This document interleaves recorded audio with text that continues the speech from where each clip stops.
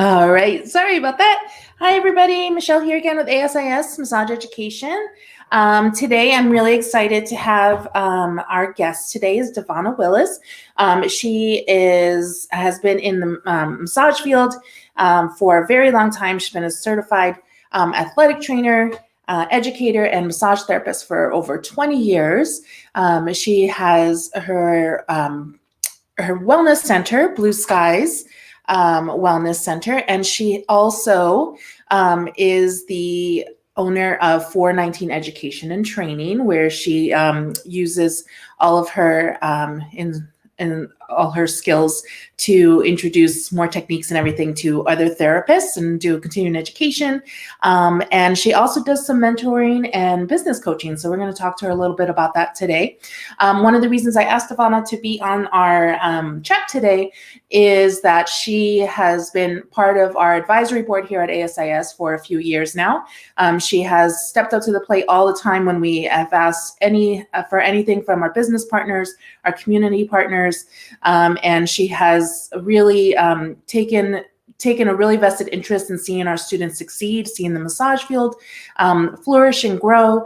And she is really putting that to work every single day. And I really wanted to chat with her about that today and see what kind of tips and tricks she has for people entering the field, people newly graduated, or people thinking about possibly choosing this as a career path. So without further ado, I'm going to add Davonna to our stream here and let her give us a little introduction. Hello, Davonna. Thanks for joining us today. Hi, Michelle. Thank you for having me. Hi, everyone.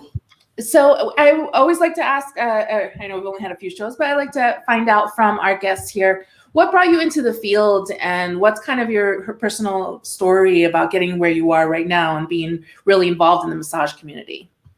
Sure. So my background is in sports medicine and physical therapy. So first I just finished my bachelor's degree in athletic training, and we used to have a massage very logical person. Mm-hmm. So what she was saying to me made sense about the stretching, about recovery, the muscles and everything. So I said, once I graduate, which I went to Xavier University in Cincinnati, and I came back home to New York, which is the Bronx. And the boogie down. The boogie down Bronx. I was missing New York. Ohio has nothing on. Yeah, I know. Yeah. Yeah. I'm a city girl. And so I was looking up massage schools because I wanted to add that as a tool, to make me more marketable than other athletic trainers, right? And so as I was studying so athletic trainers, we need to be nationally certified. And so at that time, we had a 3-part exam. So we had a written part, a simulated part, and a practical part. Wow. Yeah, it was intense. And I was studying for that. I had a part-time job at a PT clinic working like as an aide or a tech, as you call it now. And then I started massage school. So I was doing all 3 of those things. Oh my goodness. Oh, wow. No wonder. Now it's nothing. All the busyness that you have now, right? You're used to that. I am used to it. I look back, I'm like, how did I do all of that? But I did. And so in New York, it was the school I went to was the Swedish Institute. And so we learned Eastern and Western at the same time. So we had Swedish 101, Shiatsu 101. Okay. And so that it was simulated until towards the end, you picked whether you wanted to go the Western route or the Eastern route. And being sports medicine, so I went the Western route. So I learned sports massage and lymphatic, and then the Eastern route was Tuina and acupressure and all that stuff. So that's the route I went because I wanted, once again, it was all because I know after I finished taking a test and passing it, I wanted to work in a collegiate setting, Division I sports. And so I wanted to add the massage to it. So long story short, 18 months later, received another degree of associates, passed my certification exam. Also, New York, you were required to take a test, the New York State. You couldn't practice. Yeah. Because you finished school, you weren't finished. Yeah. So you had to take a New York State exam. So took that test, And I got my job and all that together, and that's how I got indoctrinated into the massage world. Nice. That New York, and they only offer it twice a year, right? In New York. So Yes. like it depends when you graduate. You might have to wait a Right, little bit longer right. time. And yeah. It all worked out, Michelle. Mhm. I don't know, but it all worked out. I passed my board test for ATC, and then I got a job. All within Nice. a few months. Yeah, just like that. See, easy peasy. And that concludes our segment. Life is so easy, easy. You gotta work your tush off, huh? Just a You little do. bit. You do. Yeah, So for the longest, that's how I was doing, working and using my massage techniques. It wasn't until years later, moved out of New York City. Even after that, I was working in a PT clinic when I moved to Arizona. Still was, orthopedics, worked in an orthopedic doctor's office. So I still was more sports. It wasn't until I was working and I got laid off and I was on maternity leave. Okay. And I said, I'm not working for anybody else. And I was like, oh Lord, what I'm going to do. And he's like, well, dig into, so I got my master's degree when I was at Columbia, by the way. And so we had to write part of my last class, what we had to write was a project. And I wrote having a wellness center and what that would look like. Yeah. So I had pulled that out to say it's a little dated, right? And my target market changed, but I started doing massage, and my son was a baby, and couple of hours a day, and subleasing from an esthetician, the salon suites. Yeah. And she was a godsend because I didn't know. She was like, you need a rack card. What is that? I don't know what a rack card is, and, make sure, you put your hours in so she helped guide me along until I grew and grew. Yeah, I feel like we all kind of need that. I mean, in many fields, but in massage especially, there's only so much they teach you in school, and so much you can really fit in all those hours. And we usually tell our students, once you graduate, that's when you're going to do all the real life learning is going to come down the line. And so in a little bit, we'll talk a little bit more about that and how you, how that's one of your approaches and what you do is taking newer therapists under your wing and some of the services you offer there. But I'm curious, what led you to start to develop some of your training and giving back in terms of continuing education? Was it just something you've always been a teacher at heart, or did you see a need for certain types of classes, or what was your motivation there? Both. I always enjoyed teaching. I had an opportunity when I was working at Columbia to teach, little physical education classes and so forth. And it's always been in my heart. I actually thought I was going to be teaching athletic training as a professor one day. So I always enjoyed teaching and giving back. But what happened was I was actually attending the Healing Arts Connection as a student myself for a continuing education class with Marsha Craven. Do you remember her? Yes, and so she had a lot of courses at her school, and I enjoyed the setup and just how you felt when you walked in there. It was always warm and welcoming. And I noticed on her roster, she had mostly, energy. She had lymphatic and some spa stuff, but I didn't see any medical massage or anything that had to do with that.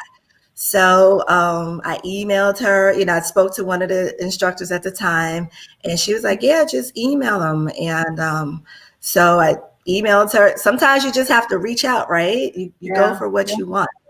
And I reached out to her, and she's like, okay, just come on by. Let's see what you're talking about. And she had one of her friends at her home, and she was having some rotator cuff issues. And I was like, this is what I would do. And I got her on the table, did some athletic training work and then some sports stuff with it. And she got off the table. It was like probably 15, 20 minutes, nothing too long. And, her friend got off the table, was like, oh my goodness, I can reach my arms up. And, and so that was it. That was my test. And that's all you needed. That's all I needed. And she gave me like the template and how to develop my curriculum. And I did that. And I developed a sports massage curriculum as well as like a postural therapeutic massage course. Okay. And I was there for almost 2 years. Nice. That's As well as awesome. still having my own business and practice. But I would teach there like probably 6 to 8 times a year or something. Okay. Yeah, that's awesome. And I love that I heard you mention in there that she showed you how to develop your curriculum and put that all together. And I love that. It's going back again to that, taking people under the wings and helping them out and seeing them successful. And I think that's part of what our theme I wanted to be about our conversation today.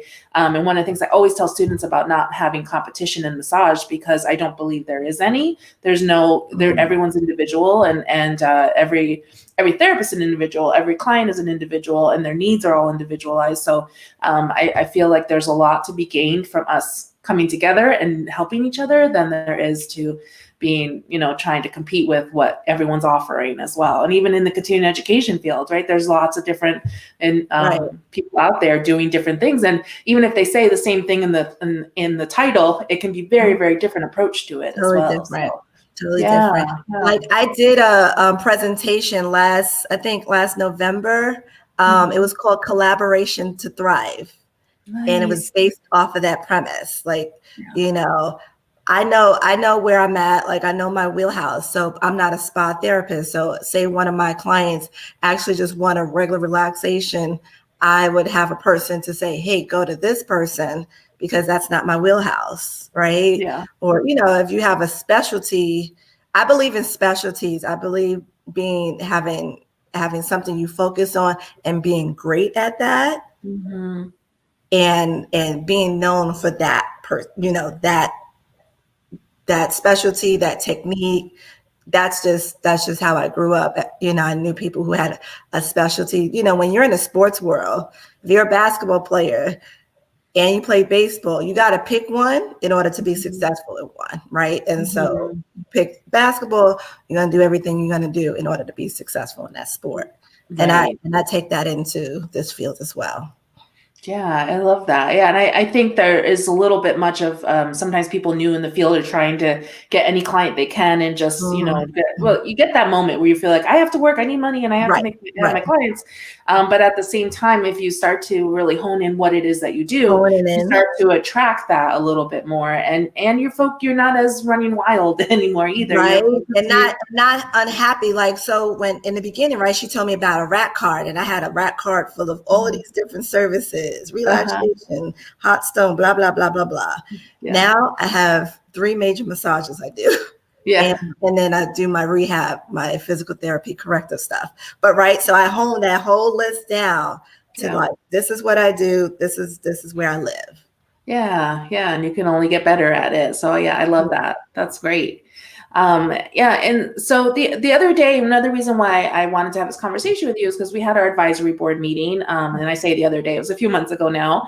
But one of the things that we were talking about was that there seems to be a lot of conversation about, well, of course, there's a lot of conversation about everything that's kind of like, the pandemic and all the negative stuff that's associated with it. And particularly in massage, we're seeing, a lot of people, what am I going to do in my practice? I can't be successful in this. What am I supposed to do? And we were talking about what we need as a field is to celebrate and talk about the positives that are out there, the success stories that are still have it happening every day and that we're seeing all the time. And so I was wondering if you wanted to elaborate on that a little bit and give an example or two of anything that you think has been the last few months of some of that positivity that might not have been highlighted as much as some of the negative. Right. For me, some of the things that I've seen that was positive was the support of my clients. I can only speak for, myself. Mm-hmm. My clients during the whole pandemic, I, talk about collaboration to thrive. One of a business owner owns a HVAC company was giving back to those businesses that were having difficulties during the pandemic. And Great. so I was one of the people who received the blessing from that. That's awesome. Another thing, I had a client buy almost like a $1,500 package and said, I know I'll use it, so you need it now though, right? Wow. Right. I had that type of support. I would have clients come in and do the ionic foot detox just so they could see me and just to give me words of encouragement and say, we just don't want you to close, or, more people were doing their physical therapy more often because, they couldn't get the stretch therapy or they couldn't get the massage. So they're like, well, I still need my strengthening. And that's essential. That was part of one of the essential workers as an athletic trainer. I was still able to do that. So that was great. And also I've learned, I'm also in a Black massage therapy group. Actually developed it during the whole, issues what we had, mid of the year. And there's a lot of more Black therapists receiving businesses from Black individuals, which is great, because in the Black community, massage was looked at as being way up here and out of their league and not able to be attainable for you to receive it, right? You had to make a certain amount of money. It was looked at as for the elites. And now a lot of education is going out about massage therapy and the benefits of what's going on for your health. And a lot of Black individuals, African Americans, and, just overall, they're starting to look at their health and also look for Black owners and business owners. So there's been a rise in that as well. So I figured those are all great things. And it's amazing. Just a little bit of education too can change a whole perspective of a whole cultural identity almost, and what you've been ingrained to know your whole life. And I don't know if I speak for the whole Latin community, but I know in my family, massage was kind of like, you're paying someone to do a what? Like, that's a little odd to have someone touch you, so that definitely was a little different, and one of those side-eye things, like, what are you doing that for, kind of thing, and then realizing how you can actually help people. Like, my dad was one of the first, so I've been working on him since I was like 5, but he tells people, no, it's all on the up and up, we're just like, really fixing my back and making things happen. There's no foul play going on. Yeah, exactly. I think that what a great topic for another conversation is cultural differences in touch and that history behind that and those kinds of things. I'm just thinking, wow, like there's a whole other conversation there. A whole different conversation. Wow. Yeah, things you don't think about, right? You just kind of take for granted. And we've been in the field so long, I don't know, sometimes I just think like it's just what we do, right? And I forget, wait, that's not all how I was grown up or any of that That's stuff. True. That's very true. Yeah, exactly. Oh, I love it. So you've been teaching for a while. You've been in the field for a while. Do you see some things that maybe newer therapists or students in school that are about to graduate, do you see some, I don't want to say call them mistakes, but opportunities for learning that they might approach that isn't really beneficial for them? They're putting too much energy into things that aren't really going to make a big difference in their career, or they're focusing on the wrong things. Right. Do you see some of those things that people are might doing that might be getting in the way of their success as a good therapist? Yes, I see, and you and I talked about this in advisory meetings, is just because you finish school doesn't mean that you're finished being educated, right? Or just because you finish school doesn't mean that now you can go out and start a business. You need to get a lot of bodies underneath your hands. And especially the students who are graduating or just graduated due to the pandemic, you weren't able to just touch, you weren't able to touch too many people except the people who was in your house. So I would say find an opportunity, I look at it as an opportunity to work somewhere in order to get that experience before you think you can venture out. Because the best experience is life, and everyone is different. And then you'll find, you might thought that you wanted to go into prenatal and infant, and then you find that you love hot stones or like bamboo. I have a colleague who teaches bamboo stick therapy or, massage. Like that's not my thing. So if somebody was looking for that, I know who to send to, right? So you might find that you might find something else that you had an opportunity to feel and someone taught you or whatever. I would say work somewhere, get some experience before you venture out. Another thing for me, which is huge, and you guys know this, is your anatomy. Know the body. My fight out here is to bring more therapists and looked at as healthcare providers and not just a spa therapist. And in order to have that and have the respect in the profession, I get referrals sometimes from doctors, whether it's a naturopathic doctor, a surgeon or whatever, because I know that I can follow it up with a soap note that's thorough, that it just doesn't say client has pain in shoulder, did a massage, drink water. Right. Yeah. Like that type of soap note. Yeah, that type of soap note doesn't work, right? I've had clients, came in with bad injuries from car accidents, and the attorneys are emailing me to get the reports, right? And so it needs to be thorough. That information needs to be put in there. But you can't write a thorough soap note, or you can't be looked at as a healthcare provider or that authority figure if you don't know that there's 4 muscles that make up the rotator cuff and know some specific things to that, or which rotator cuff is causing this motion. And that's part of how my classes are. I like to teach. I go back to basics because a lot of people either A, forgot, B, stopped using it, and then realize like, wow, because now we have Google, right? Everybody. So our clients are coming in with a little bit more well-informed, and they're testing your knowledge. Yeah, exactly. Right. Dr. Google. Yeah. Right. And so many of my clients that come in, they already know that I know things. So and one of my clients, we laugh a lot because she's just like, so what happens if I do this and then that? And she's so like, and I laugh. I was like, you don't need to know all of that, but you just need to know just a little bit just to get by, because you don't want to overwhelm with information. Exactly. Too. But what I would say is whichever field or technique that you want to do, make sure you become the expert in that specialty, because you will be asked. And the worst thing you want to be put in that position when a client is looking for you for information and you have no idea. And of course, we can say, you know what, I don't know that, but I'll get back to you. But you don't want to make that a habit. Right. Yeah, or have a little sneak. I always tell my students, that's where your muscle charts come in. And you're like, well, what's the name of that? Let's look at this together. Education moment. Look. Yeah, exactly. This is what I was working on. This is why you need to come back, right? Yeah. That's a retention.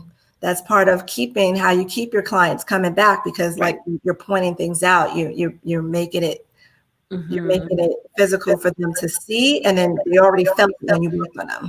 Right. Yeah. And it keeps you more credible with them as well if you're able to do that with them. And then there's the referrals. Yes. Well, the referrals, it's a magic when that happens, right? Because I don't know, I'm not looking up and Googling massage therapists, and I don't know, they look okay, I guess. I don't know. So we have just another couple minutes conversation. So I want to make sure that we covered everything that we said we were going to do. Oh, this interesting question. Was there anything in your career thus far that was a major learning opportunity for yourself, or i.e. also known as a mistake or something that didn't work out the way you wanted it to, but turned out to be a major learning experience for yourself? Is there anything like that you, like kind of a trial and error thing that came out on the other end? Have a list. Yeah, right? I mean, that's the only way you get successful, right? By keep trying and keep doing, right? Right. One major thing I would say is the money. You need to really know your budget, right? And so the hard part as a business owner, because at one point I had like a team of 5, right? And so as a business owner and a working practitioner, you want to be able to pay your therapist what they're worth, or you try to overcompensate. And I found myself trying to overcompensate and pay more, even though I had some other ways they can increase with bonuses and incentives, and of course they get tips and stuff. But what happened was I was messing up my budget and all my out-of-pocket expenses. So if you're growing and you want to grow a team, or you want to have a franchise or whatever I would say, just in the beginning, you need to know your budget. You need to know how much money you need to make in order to break even and above. How many bodies you need to see. If you're a mobile therapist, gas, right? You have to include that into your budget, right? Taxes. Any independent contractor, you need to start putting money away from taxes, because it's going to come back and bite you in the butt. So those are just two things. So I would say really knowing your budget. And so that was a big issue for me. And but I learned from it. Yeah. And now I can mentor and coach somebody through it. Yeah, that's awesome. Which leads me to my next question is, what would someone expect? What would they get out of doing a coaching or consulting with you? And what kind of system did you create with that? Do you have like a package kind of deal, a couple different meetings, or do you have a variety of ways that you can reach out and help new upcoming therapists?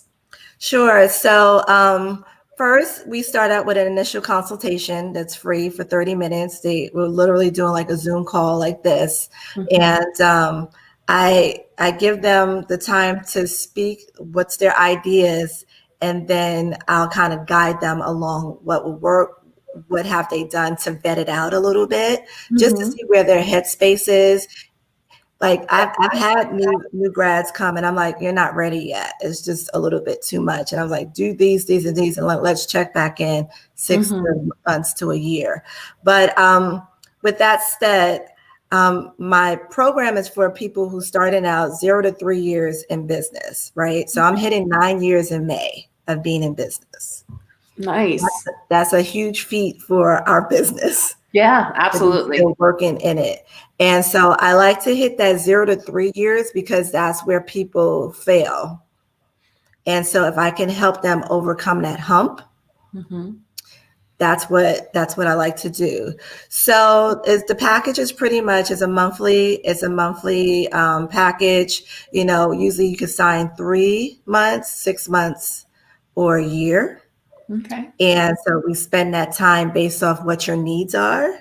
And it's paying me monthly or bi-weekly, whatever's in your budget. Because I realize in that when you're doing the 0 to 3 years, people, they don't have as much. So I can break it down into like 2 different payments. Nice. And so we meet twice a month.